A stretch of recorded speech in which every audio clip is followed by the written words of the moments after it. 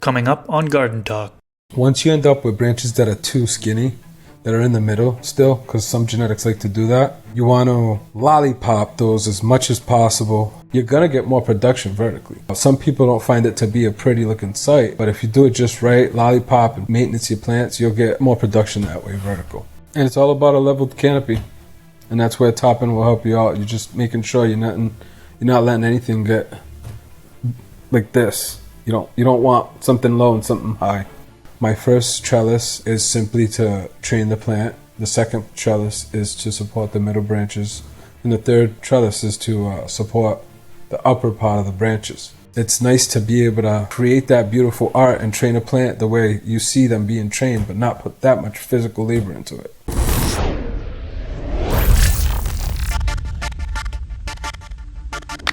What's up, everybody? If you that don't know me, my name is Chris, aka Mr. Grow It, and you're tuned into the Garden Talk podcast. This is episode number 98. In this episode, I interview Josh, but many of you know him as Baby Groilla. He has been gardening for 9 years and is the creator of the Web Trellis. He talks all about different plant training techniques and how to maximize yield using them. If you gain value from these podcast episodes, please click the like button and also subscribe to the channel if you haven't already. That way you can be notified when new episodes are released. If you'd like to support even more, visit patreon.com/MrGrowit. There are various rewards set up for those of you who support, and you can pledge any amount that you'd like. 100% of the money pledged through Patreon goes right back into the podcast. It helps this podcast keep going, so thank you so much for your support there. Before we get into it, I want to acknowledge that one of my goals for this podcast is to bring free gardening information of all plants to the general public. That being said, I'd like to thank the sponsors of today's episode who helped make that goal possible.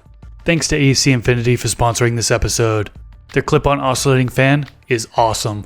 I've been using their 6-inch version, but they also have a 9-inch version. It's easy to clip on the side of my grow tent and has 10 different speeds, which makes it easy to control air circulation. They do have a non-oscillating version of this clip-on fan as well. It also connects to their Smart Controller 69, so you can control the fans and other AC Infinity equipment through their app from your smartphone. The discount code MrGrowIt15 works on both Amazon and their website, acinfinity.com. Thanks to Spider Farmer for being a sponsor. Check out their new SF600 grow shelves. Both the metal stand and plant trays are included. Each shelf is the perfect size for an SF600 LED grow light and two 10-inch by 20-inch heat mats.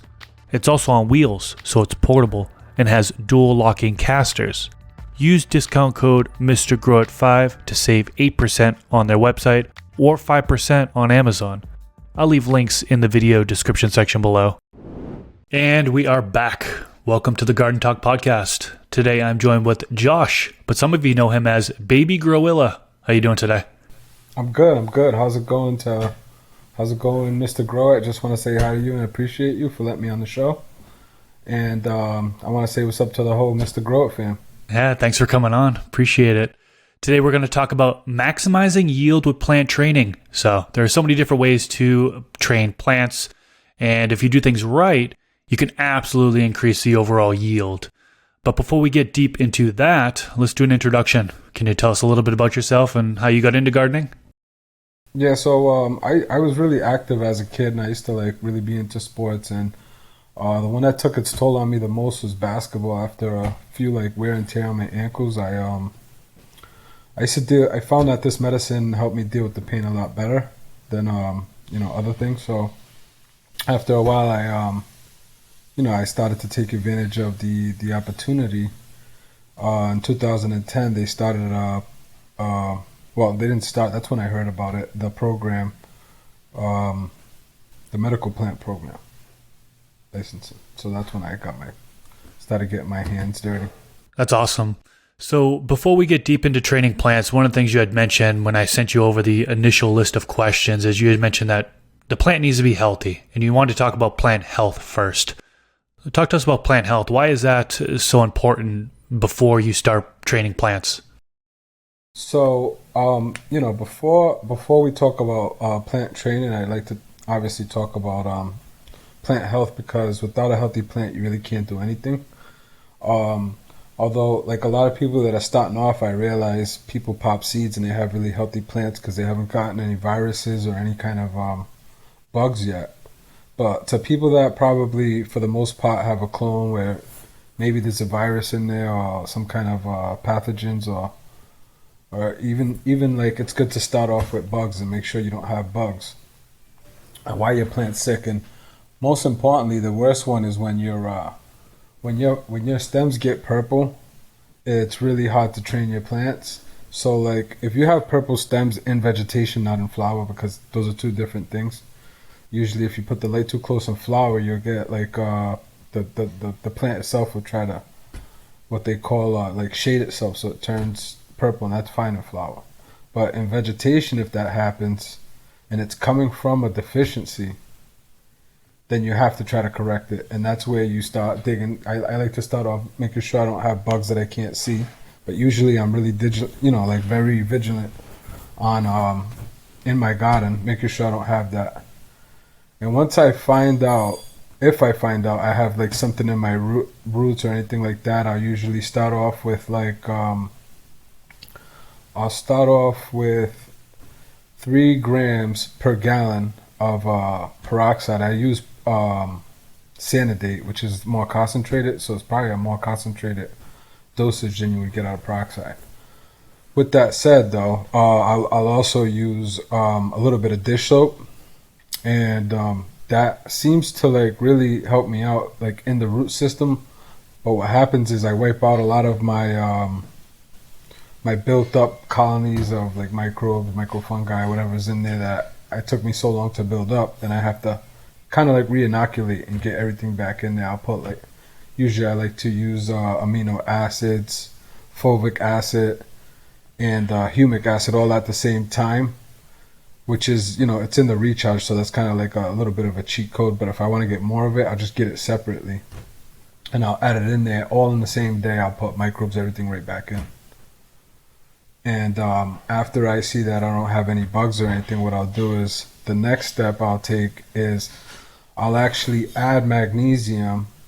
And if you're already using Epsom salt and you're already using a magnesium, I recommend to use a little more magnesium.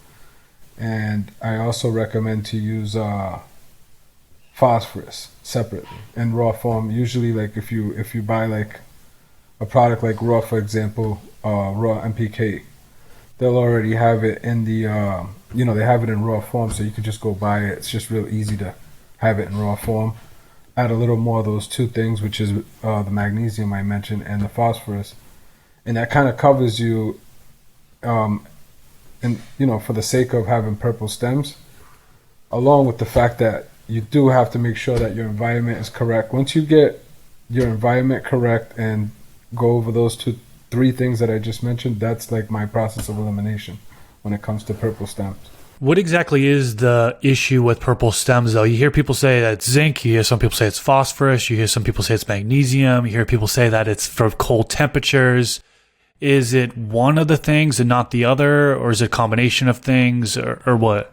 My answer to that is usually when I start to spot purple stems, it'll be like after I transplant it and maybe like left the lights at an all the way 100% intensity. I'll notice the purple stem. That's almost me creating it. But if I could be on top of it and I could like lower my percentage to around 30-40% for the first 5 days, it kind of helps me ease my way into the process, because I notice more purple stems with LEDs. And I think it has a lot to do with the fact that the lights are flickering at a faster rate than your traditional HPS. Now, with all that said, there's other ways to create purple stems. Like if it gets too cold, obviously you're gonna get purple stems. And I really talk about it a lot when I'm around other growers, and they like, man, what's your problem with purple stems? But if you have purple stems, you just can't train your plants. If that's what you're trying to do, is train your plants. Yeah, the stems become more harder and less like malleable, and you can't really bend them as well. I mean, I totally agree with you on that one. And it seems like it doesn't girth up. Like your branches don't thicken up after they'll if you can correct the problem, you'll start to see these green lines coming through, and then the green lines almost like come out and then push out the purple, and eventually you'll see purple lines if you corrected the problem. Like if you did a good job at correcting it and you got it on time. But there's been times where I've gotten purple stems and like the plant's almost never recovered from it. And there's been times where you just go into flower and they almost like fix themselves right away, because sometimes they say don't put a sick plant in the flower. And which I don't recommend to do it. But there's been times when my plant's been sick and just the 12 hours of resting and maybe something in the formula because they get more phosphorus right away, it just corrects it. I don't recommend it, but I actually recommend to get your environment under control. You go through them 3 things that I brought up, and that's a good way to kind of go about correcting the purple stems. Okay, so say the plant is healthy, someone is ready for training. Let's start with one of the most common methods of training, which is low stress training. Talk to us. What is low stress training? When do you do low stress training, and how do you do low stress training in order to maximize yield?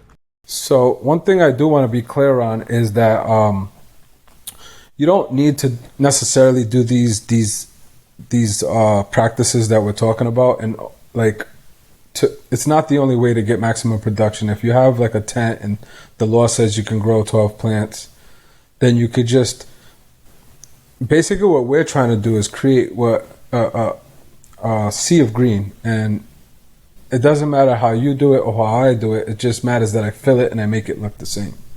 So basically, this strategy that that I'm practicing is for like micro growers, where they've kind of set certain laws, and in that they kind of they made it to where you can't really mass produce it.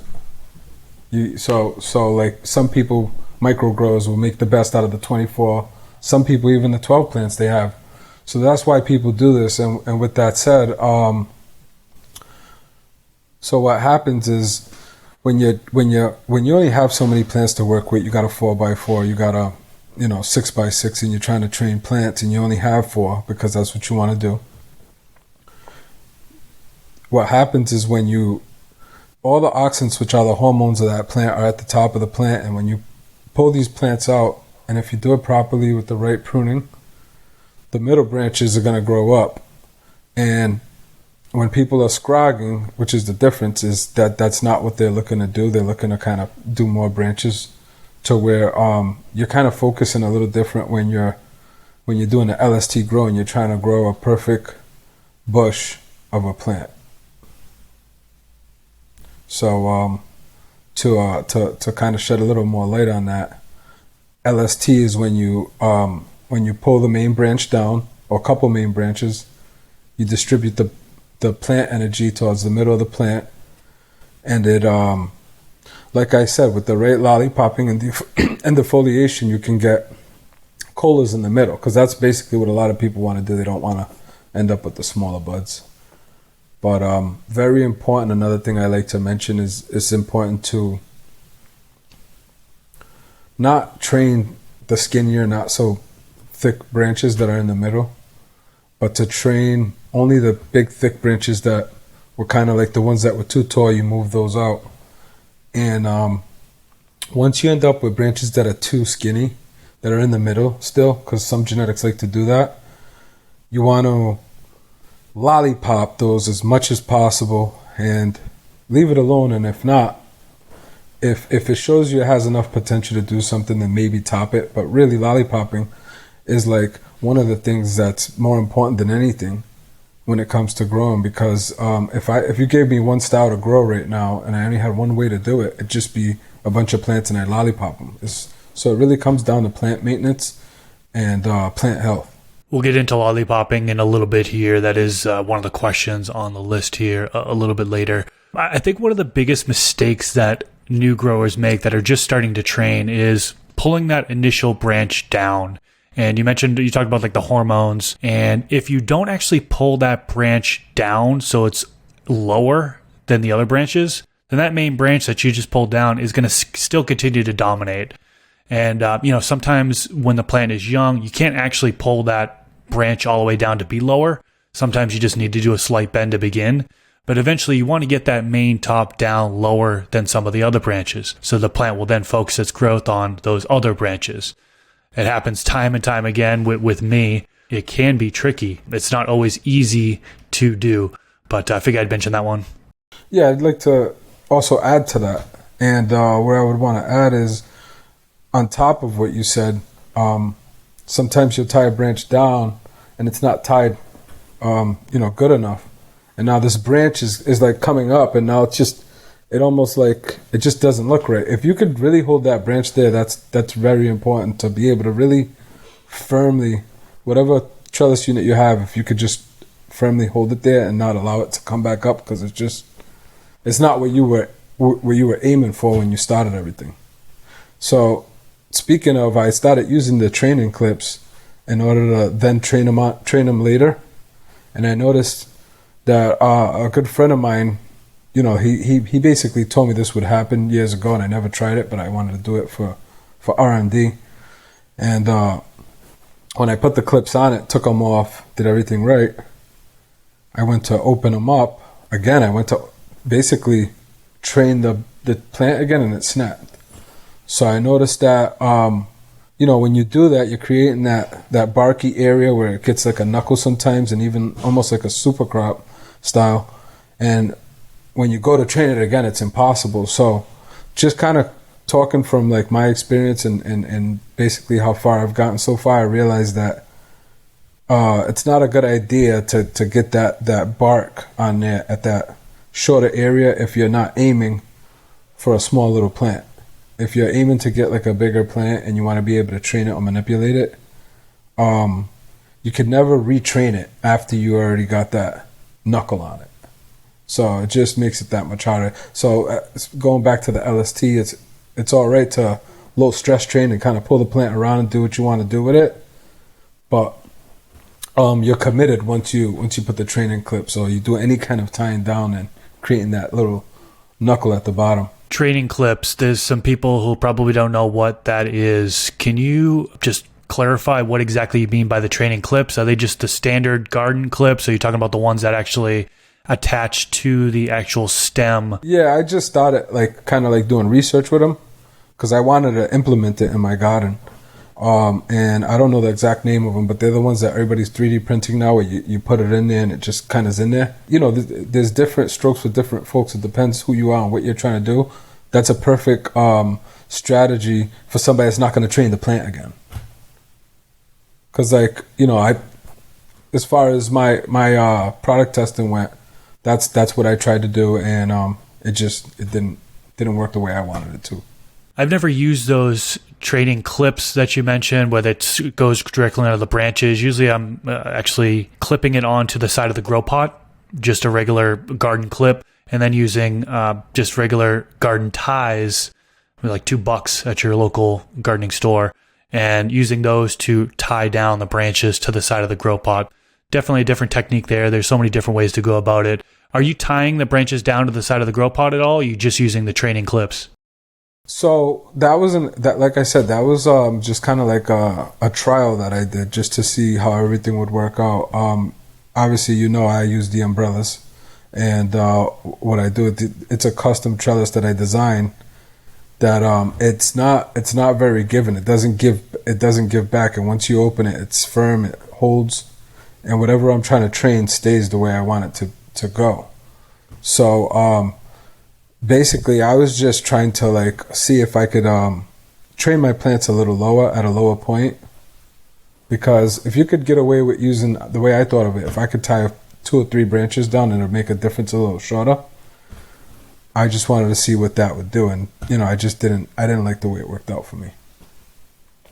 Now, with that said, when it comes to training a plant, tying a plant down, like you just said, a couple of my friends found that they like using kind of like a more firm trellis, because of the fact that sometimes when you pull a branch down, you'll have it down, and it'll recalibrate. It's like what I like to call it, when it recalibrates, comes back up towards the light. Sometimes these taller plants, their branches just go this way on you for no reason, and it's just not as organized. That's why I still got to get you to try one of my trellis units. Yeah, you mentioned umbrella And I'm sure that sparked a lot of people's interest. I'm sure there's a lot of people that haven't even heard of it. Can you talk to us about, it's actually your product, right? You created this. It looks like an umbrella. It's a trellis net. Talk to us about that. So yeah, I got 5 years ago. I kept basically kind of like lollipopping my plant speaking. I know we're gonna get there, but so when I was training this plant called Gorilla Glue that everybody had in like 2015, that's when I got it, and I kind of like been growing it ever since. So what was happening is this plant grew perfect, and when I would lollipop it, it looked like the reflection of an umbrella. So basically I just didn't want to do like your traditional PVC when you're not using it. Usually like you can't really detach or retract it or anything like that. It wasn't easy to store because like I tried it a couple times and I didn't like how it would just be not easy to store basically. So I want to do something different, and I seen this umbrella reflection coming out of the what I was looking at, and that's when I decided to pull the trigger on it. And 5 years later now, I've really I really got it to the point where it's a really good formula. I wait till my plants are about 10 inches tall, and what happens is I'll top it right around there. The branches will come out, and I'll have 2 perfect branches. And because this genetic called Wookie Pebbles, that Capulator, the breeder, actually made it an exclusive genetic, nobody really has access to it, but I got it. That's a whole nother story. And this plant grows very, very vertical. It just grows very stretchy. It grows like a sour diesel that I grew in the past, like really tall. And I would hand it out to people, and they'd be like, "I give up. I don't want this plant anymore. That's it." And I'd be like, "What?" They're like, "I can't get it to produce. I mean, you top this plant, and it just, instead of like the Gorilla Glue, we would top it, and the branches would just kind of like grow like that, and it'd just be like this perfect bush after you top it. This plant, you would top it, and then you just have another branch right on the side of it. It wouldn't even, and then it'd just be the same amount of branches it had, just all going up, and it wouldn't really fill anything in. So I didn't understand what anybody was talking about because I was working on this product when I got this genetic. So when I hand out my product to people, and they're like, "Oh, this produced me so much more flower and this, that, and the other, and I wish I would have got it earlier, and like I wish I would have, just listened to you 2 years ago." I'm like, "Relax, you got it. That's all that matters." Point is, they're like, "This actually makes more production. Like I really get more production out of it." But like I said, I've been using it so long, I don't realize anything anymore. I just keep, using my formula. So after 10 inches, once the plant gets really stretchy, because it's a stretchy plant, and I'm actually forcing this plant to look bushy. So what happens is you get those 2 branches, then the other 2 are going to follow. And even in some cases, if you don't get the trellis on it early enough, it's very forgiving, because what will happen is, first off, it's a portable trellis. It's basically designed just for the single plant. And what happens is, if you don't get the trellis on there early enough, and you don't start training it early enough, you can go ahead and let it just get tall and kind of out of control on you. And then when you get this trellis on it, if you train the branches outward, and there's still like a foot or 2 of like this plant just going up again, now I decided where if the plant is healthy, again back to the healthy part, because if it's not healthy, there's no way you're going to pull this off if you got purple stems. Once this branch goes back up, I then pull it back down, and all the satellites that were going off of it now all like just kind of like get recalibrated, and literally the energy leaves the upper part of this branch that I pull over.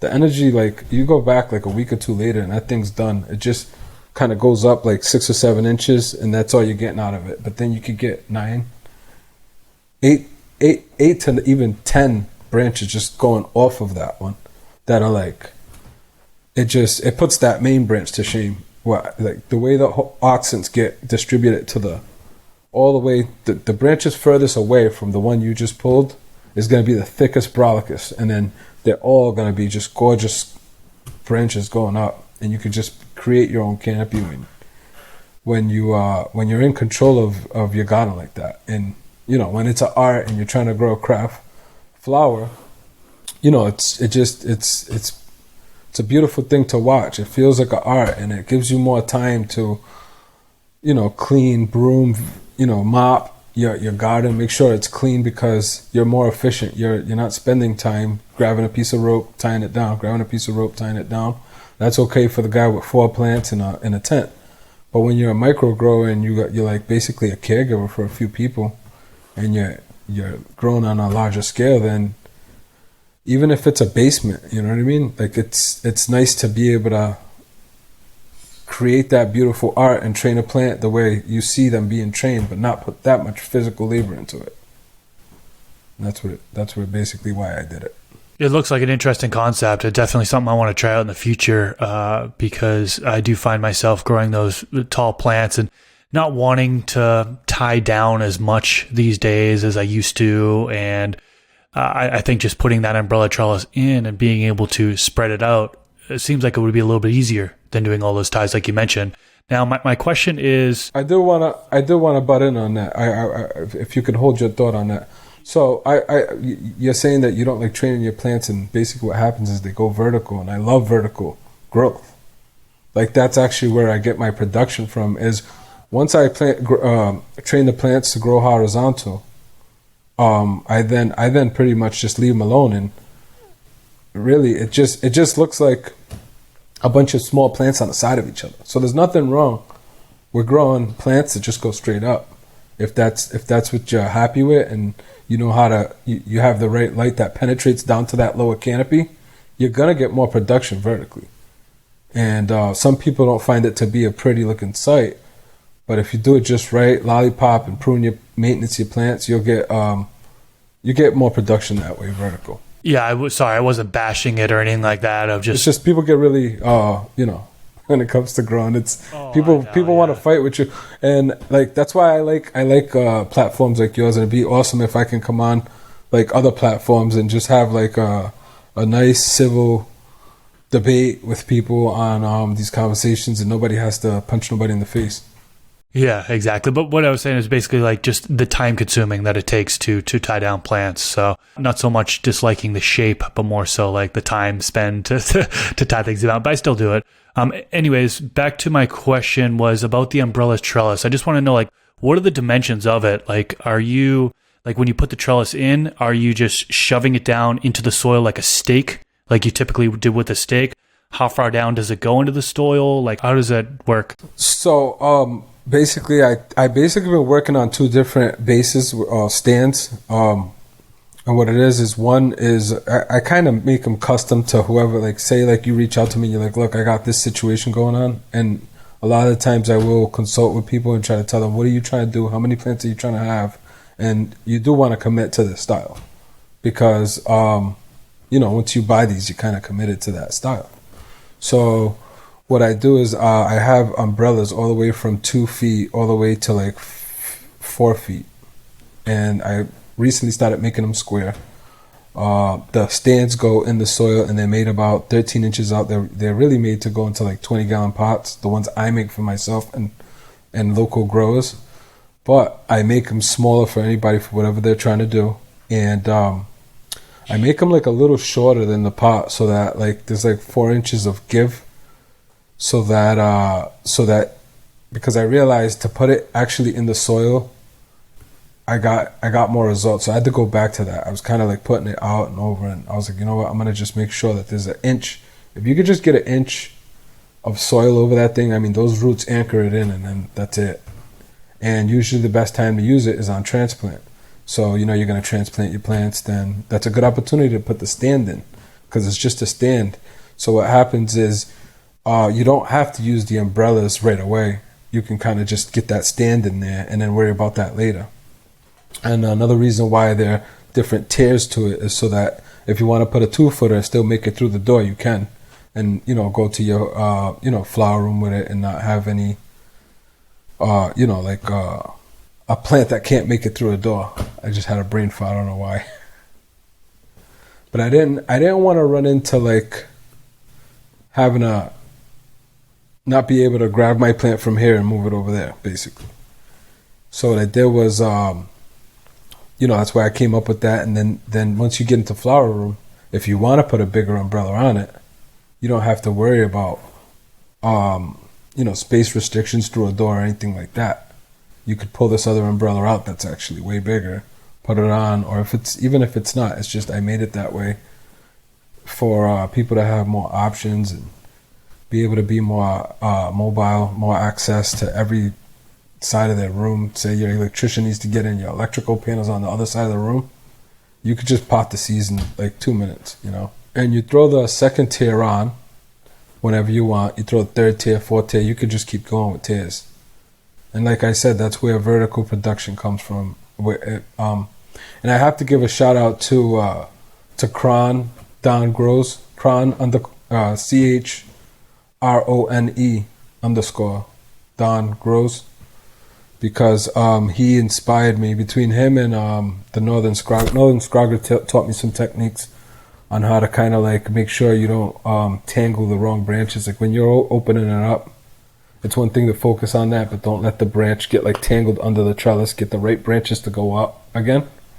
So I got to give him a shout out. We would have conversations all the time, and he would tell me how ugly the big plants are. He doesn't like them at all, but it's all good. Well, it sounds awesome. I'm definitely going to check out your channel again, or your Instagram page, I should say, and I think you have a website and stuff like that. I'll definitely link your Instagram down in the YouTube description section below, so those folks that are tuning in on this can click on your Instagram, check it out. They can see the umbrella trellis in action.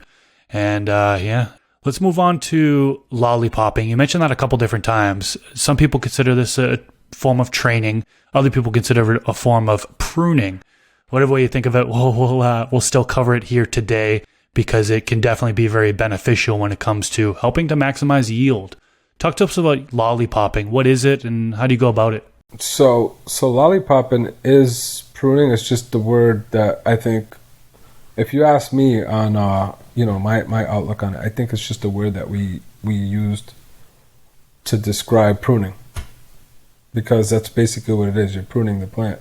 And so nowadays, pruning is very important, because you just don't want to be sitting there trimming little flowers.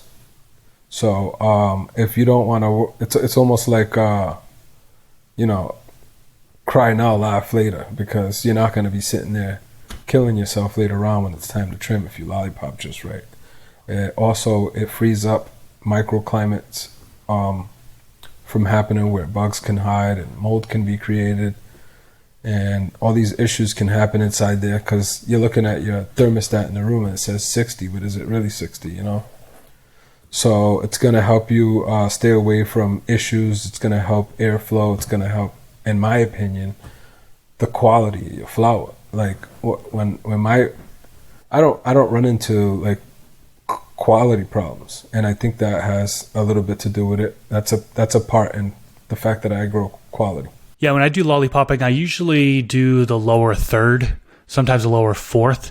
I think a lot of people make the mistake of going too high up when they're lollipopping, and ends up stunting the growth of the plant. They do it right before stretch, and they don't get the stretch that they think they're going to get. Then all of a sudden, they have poor production, straightforward. So I think another thing I want to talk about with the lollipopping is, sorry to cut you off, but so I do it 4 times a veg. I want to say a plant gets about 4 defoliations of vegetation. It gets about 3 to 4 in flower. And speaking of like shocking the plant, we never do too much at one time. We kind of try to do so much at a time. And the reason why I do more late in flower too, like about 21 days to like, that 20 to 30 day period, I still get in there, because then you really start seeing these little flowers that just aren't going to make the cut. And it's really important for me to have quality flowers, so I just take off the little tiny flowers that just aren't, they're not going to turn into anything. So we go all the way until like day 30. Got it. That makes sense. Yeah, last time I will actually do the lollipopping is typically it's around day 21 in flower, but even like during flower, you can get some stuff kind of growing down there. So I usually kind of maintain that, continue to kind of pluck off those little buds that are growing down on the lowers, even into flowering, just to make sure that don't end up with that popcorn larvae stuff at the end of the grow. So Topping. Let's get into that. And there's quite a few people who do topping, and there are so many different ways to go about it. I mean, when I first started out, I was letting the plant grow to the 5th node and then topping down to the 3rd. Then I was, next time around, let the plant grow up to the 5th node, top at that 5th node, and let those lower branches grow up. There's a bunch of different ways to go about it. What do you do for topping? So I had a friend who would like always just top, and not do plant maintenance. I'd be like, dude, like take care of the plants. He got like really just gung-ho with the whole topping. As far as topping goes with me, I wait 10 inches, let the plant create the Y structure that I like to, my terminology. It creates that Y, let it open it up. Once that happens, sometimes the plant don't grow perfect and even, so there'll be like one branch that just like outgrows the canopy. Later on, like early veg, late flower, I'll come in, I'll top that one. Let another, like usually when it's like late in veg, I'll start to try to flatten my canopy out. So I'll just come in and find the tallest branch, top it. Then I'll wait until another branch passes the canopy and then come and top it. But it's more of for me, it's more of like a place and time for it. I completely agree. I usually grow a variety of different cultivars, and oftentimes I'll get that one cultivar that just grows slower. It stays squattier. And then this other one just happens to just have longer internodes, grow faster. So like those ones I'll top more often and allow my other plants that are growing slower or staying squattier to kind of catch up a little bit, because oftentimes they're growing in one grow tent and I have to flip that whole tent to flower at once. So just kind of utilizing training on some plants to control the height while the other plants catch up is certainly beneficial. And topping does, it can certainly, if you're doing topping and low stress training, you can certainly manipulate the plant and train the plant to be more of a wider structure, have more main colas coming up, and can certainly increase your overall yield. So I'm definitely glad we covered topping, because that is one of the main high stress training techniques that a lot of people use in order to try to increase yield. Yep. And it's all about a leveled canopy. And that's where topping will help you out. You're just making sure you're not letting anything get like this. You don't want something low and something high. Yep. If you do get branches, one get low, one get high, one thing I usually do is, particularly in flower when I can't do any other type of training, is super cropping to bend that branch down and allow the other ones to catch up. Do you do any super cropping at all? Can you talk about what that is and when you usually do it, if you do it? Yeah, I'm happy you brought that up, because I don't really use it because, like I said earlier, once you get that knuckle, in flower, it's okay to get it because you're not really trying to train it after that. I don't do super cropping because I'm not in low ceiling situation. I noticed that after I super crop it, the branch no longer wants to stretch, and that's where I get my production from. Where these new genetics, they kind of just like grow stretchy and they stack up far apart from each other. Those are the genetics I love. So I actually don't like my plants to do that, so I don't do super cropping. That's the experience I have with it. Got it. Yeah, I know Pigeons 420. I don't know if you know who he is. I'm on a podcast with him. He funny guy. He super crops every single branch, which I thought was just super interesting. And when it's young as well, because he wants to build up that strength in the branches. So, there's so many different ways to go about it. I personally only super crop in flowering the first 3 weeks when I have that stretch period, and one of the branches or some of the branches get up and grow over the other ones. I'll super crop those ones only in order to try to maintain that even canopy. It works perfect in that situation. It really does. Yep. I've done it before. I'm not a master at it, but I've done it, and a friend of mine does it as well. And I go by, I look at his grow, and I like it. It works great for the application he's in. Yeah, he's in a tent, so I get it. And like you said, there's certain branches that you kind of want to do to get it to all just be that level canopy. Yeah, it can make sense for many different applications. Let's get into defoliation. This is another thing where some people consider it training, other people consider it a form of pruning. Either way, a lot of people claim that it does increase yield. So I figured we'd get into that today. Do you do any type of defoliation at all? If so, when do you do it? I do. Well, when I say I'm doing lollipopping, I'm pretty much defoliating. I mean, I know they're both different because sometimes you go with focus that you're gonna lollipop and prune, and defoliation sometimes could just be you going like into your flower room. Usually is where I would defoliate and just take leaves off. So what I was taught a long time ago, and this is kind of a technique I still use. I grow these kind of like big plants, so I'll try to create a circle of light penetration, and I'll pick off a leaf that's on this side, a leaf that's on this side, another one this way, and I'll just go in a circle, defoliating. I'll focus on that one little area, and once it looks like there's light penetrating to the bottom, I'll move on to another circle per se, and I'll just start doing that. I'll go in a circle with taking leaves off, and that allows that penetration all the way down. Huh, okay. Are you only doing that in veg, or are you doing that in flower as well? Some people do it in late flower as well. Yeah, I do that mainly in flower. Okay. Mainly in flower, to allow the light to get in there. I can't think of a time that I'm defoliating and not lollipopping when I'm doing it any other time. So if I'm in veg, I'm just either, when I'm lollipopping, I am defoliating. Those things can definitely go hand in hand, that's for sure.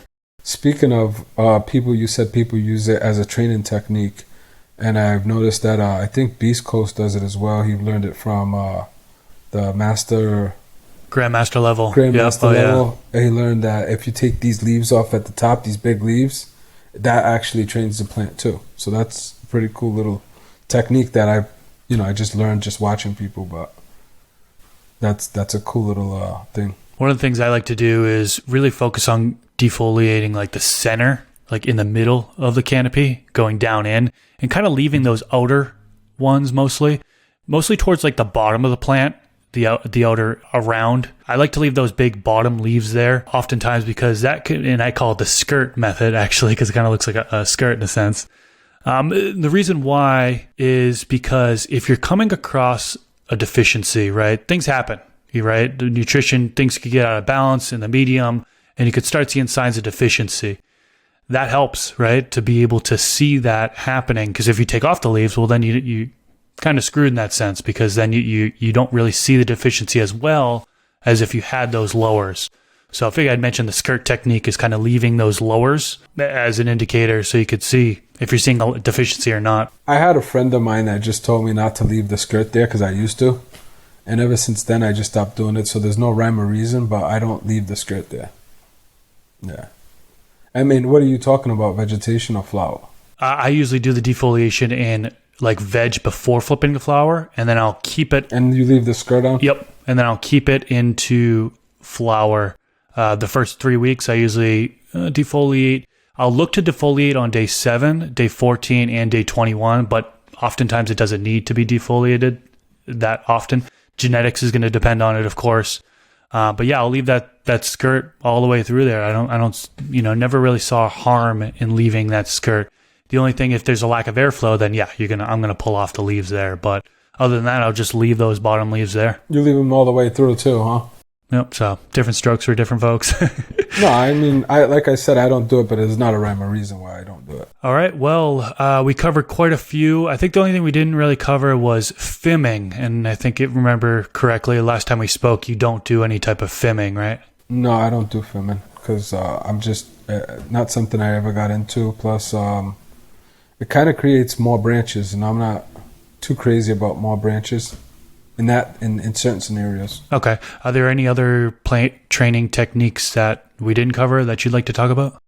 No, I think we pretty much covered everything. Like I said, I just usually pull my plants out, but if I'm slacking and my plants get too tall, I'll usually come back and wrap it around the outside, which is, basically covered that. So I think we're pretty good as far as plant training. Nice. Well, I appreciate you coming on the podcast and revealing your training techniques. I think if I could shed light on anything, it would be that my first trellis is simply to train the plant. The second trellis is to support the middle branches. And the third trellis is to support the upper part of the branches. So, to anybody out there that can I encourage you to try it both ways. Really, I encourage you to not train them after you trained them the first time. But if you want to do an experiment, go ahead, and you'll see that it just works a lot better when you just let the plant just go up after that. That's how you get the colas. If you keep just training and training branches, you end up with skinnier branches, and then you end up with skinnier flower. Oh, smaller flowers. I've made that mistake before, continuing to train all the way till stretch was done, and all of a sudden I have this real small flat plant which doesn't really grow up much, and the buds are just kind of all consolidated it's. And then sometimes you got a branch here, and then you got this one here, and then it's like you train this one again, and now you're just shading another one. So it's like you got to kind of like pick when's enough is enough. On the training, the topping, with all of that. Good advice. Any other advice for maybe beginners who are just training for the first time? Just to find a good seed bank or genetic bank, somewhere where you could get some good reliable seeds.